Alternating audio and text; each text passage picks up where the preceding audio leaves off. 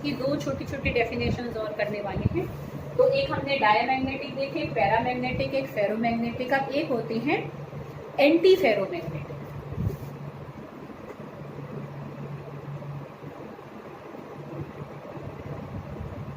और एक होते हैं फेरीमैग्नेटिक।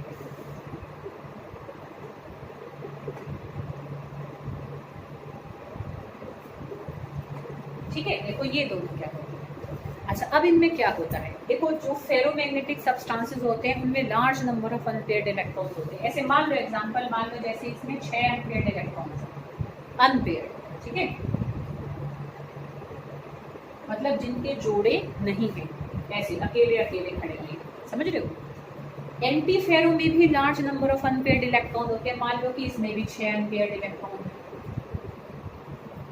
और फेरी में भी large number of unpaired electron होते हैं, मान लो इसमें भी 6 अनपेयर्ड इलेक्ट्रॉन होते हैं,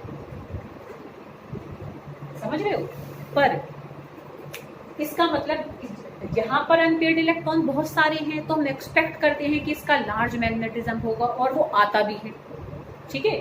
इसमें भी large number of unpaired electron and we also expect कि लार्ज मैग्नेटिज्म आएगा, बट यहाँ पर जीरो मैग्नेटिज्म आता है, समझ रहे हो। ये कोई मैग्नेटिज्म नेट शो ही नहीं करते, समझ में आ रही है बेटा बात, कि on the basis of unpaired electrons in them, एक तरीके से they must show large magnetism in them, ठीक है, but actually they show net zero magnetism. कोई इनकी एक तरीके से क्या है, जो एक्सटर्नल मैग्नेटिक फील्ड है उसमें कोई मैग्नेटिज्म ये कैसा भी शो नहीं कर रही, समझ में आ रही है बेटा बात। मतलब हम कहें ना रिपेल हो रही ना अट्रैक्ट हो रही, ठीक है, तो हम इसको लिखते ही इस तरीके से कि वे अनपेयर्ड इलेक्ट्रॉन्स का नंबर बहुत ज़्यादा होने के बावजूद भी जो कोई मैग्नेटिज्म बिल्कुल भी शो नहीं करते हैं वो होते हैं एंटी फेरोमैग्नेटिक सब्सटेंसेस, और जो large number of unpaired electron होने के बावजूद भी बहुत थोड़ा सा मैग्नेटिज्म शो करते हैं।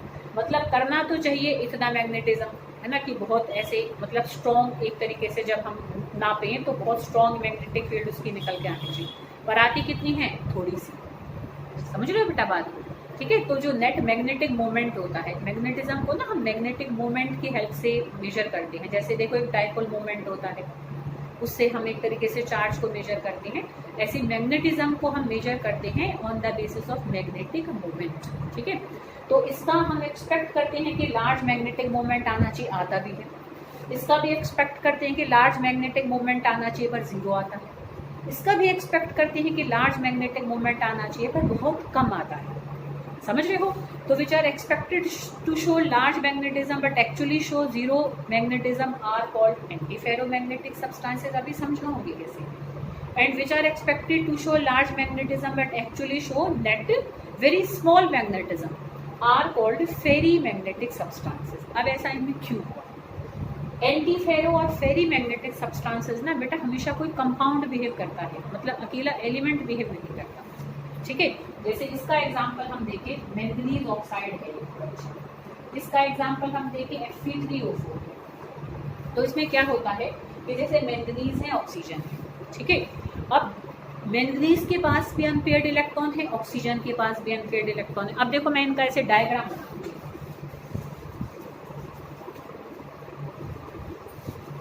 देखो अगर मैं फेरोमैग्नेटिक सब्सटेंस को कहूँ तो देखो फेरो का हम इस तरीके से दिखा सकते हैं कि भाई मान लो इसमें ऐसे 6 अनपेयर्ड इलेक्ट्रॉन। फेरोमैग्नेटिक मटेरियल कोई मतलब मेटल भी हो सकता है, कोई सिंगल एलिमेंट भी हो सकता है, और कोई कंपाउंड भी हो सकता है।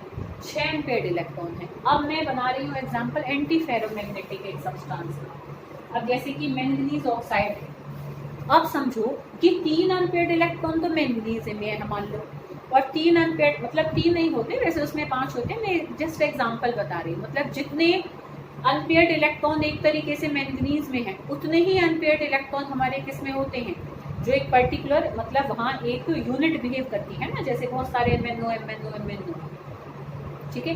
तो जितने अनपेयर्ड इलेक्ट्रॉन हमारे मैंगनीज में होंगे उतने ही अनपेयर्ड इलेक्ट्रॉन हमारे ऑक्सीजन में होंगे, पर दोनों का डायरेक्शन कैसा होता है, ऑपोजिट, समझ रहे हो। मतलब एक ऑर्बिटल के अंदर जो इलेक्ट्रॉन है वो तो कैसा है, उसका कोई जोड़ा नहीं है, समझ रहे हो बेटा बात को।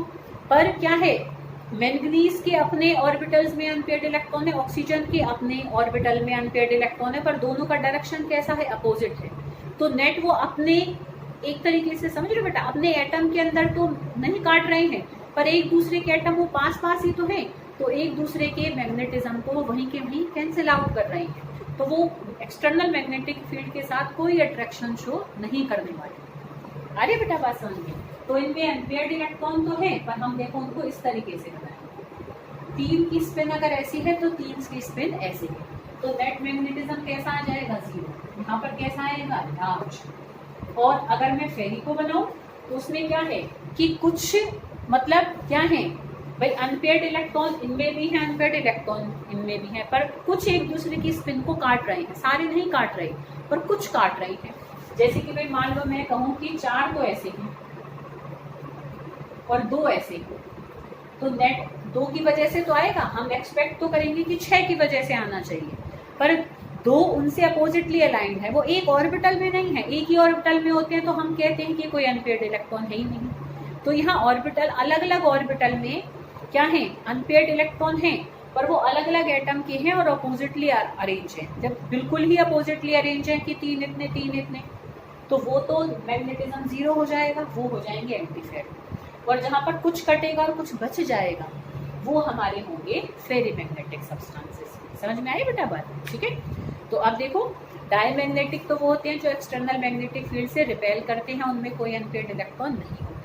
पैरा वो होते हैं जो एक्सटर्नल मैग्नेटिक फील्ड से वीकली अट्रैक्ट करते हैं और उनमें अनपेयर्ड इलेक्ट्रॉन होते हैं और वो अपना मैग्नेटिज्म खो देते हैं after the removal of external magnetic field. Ferromagnetic वो होते हैं जिनमें large number of unpaired electron and which are strongly attracted towards the external magnetic field and which retain their magnetism after removal of external magnetic field.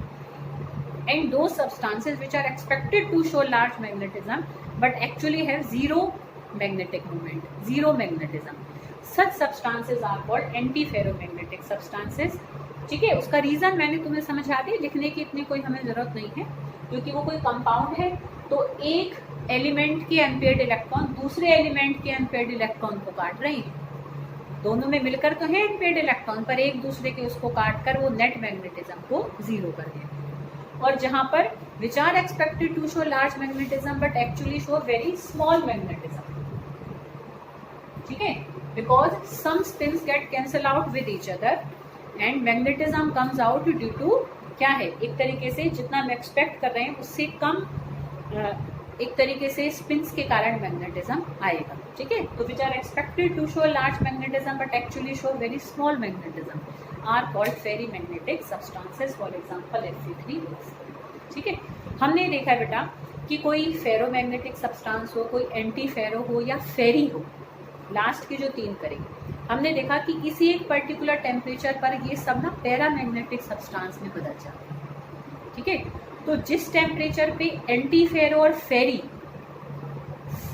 Para में change हो जाते हैं, समझ रहे हो, जिस टेम्परेचर पे एंटी फेरो और फेरी मैग्नेटिक सब्सटेंसेस पैरामैग्नेटिक सब्सटेंसेस में चेंज हो जाते हैं, उस टेम्परेचर को नील टेम्परेचर कहते हैं, ठीक है, Tn से रिप्रेजेंट करते हैं। जैसे कि Fe3O4, ये आया है फिलअप द ब्लैंक आया है तुम्हारे ब्लैक बोर्ड में कि at which temperature Fe3O4 becomes paramagnetic, 850 kelvin होता है, ठीक है।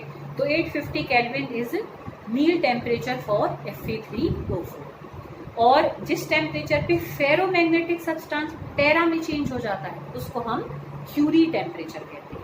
आई बेटा बात समझ में, जिस टेम्परेचर पे एंटी फेरो और फेरी पैरा में बदलेंगे वो होगा नील टेम्परेचर, और जिस टेम्परेचर पे फेरोमैग्नेटिक सब्सटेंस पैरामैग्नेटिक सब्सटेंस में चेंज हो जाएगा, मतलब सब पैरा में ही बदल रहे हैं यहाँ पे, ठीक है। तो जिस टेम्परेचर पे फेरोमैग्नेटिक सब्सटेंस पैरामैग्नेटिक सब्सटेंस में चेंज हो जाएगा, that temperature is called Curie temperature. तो this is all about solid state. तो यूनिट तुम्हारी खत्म है, आज मैं तुम्हें असाइनमेंट भी दे दूंगी, तो अच्छे से बेटा यूनिट को पहले पढ़ना, वीडियोस को देखो, समझो, ठीक है। रिटर्न वर्क अगर इनकम्प्लीट है तो कंप्लीट करो, लर्न करो अच्छी तरह से, और फिर एक बार बेटा लेसन को थोड़ा से रिवाइज करके फिर असाइनमेंट करना। असाइनमेंट में कोई प्रॉब्लम आती है तो मेरे से पूछो बेटा, जैसे ही असाइनमेंट हो जाएगा अच्छे से सबका, फिर मैं इसका टेस्ट, ठीक है बेटा। अच्छे से पढ़ो, कोई प्रॉब्लम है तो पूछो।